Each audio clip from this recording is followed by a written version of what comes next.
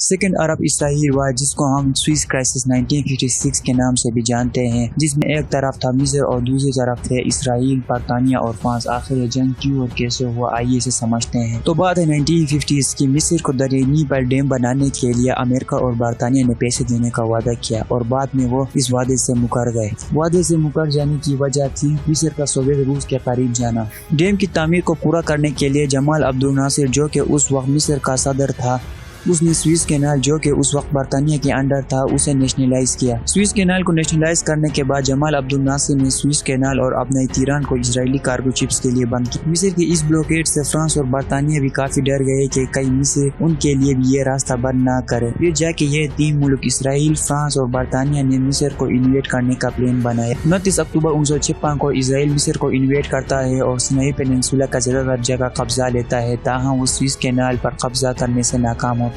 दूसरी तरफ फ्रांस और बरतानिया ने अपने प्लान को फॉलो करते हुए मिस्र को ये अल्टीमेटम दिया कि स्विस कैनाल को खाली करो, मगर मिस्र ने इस अल्टीमेटम को मुस्तरद किया। मुस्तरद करने के फौरन बाद बरतानिया और फ्रांस ने मिस्र को इन्वेट किया और स्विस कैनाल को कब्जाने लगे। बरतानिया और फ्रांस के इस इक़दाम से सोवियत रूस और अमेरिका दोनों नाखुश थे।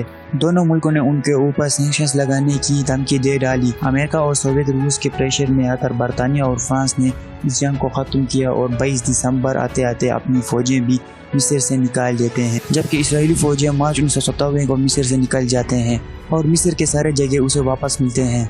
कंक्लूजन, इस जंग के बाद जमाल अब्दुल नासिर मिस्र के हीरो बनते हैं।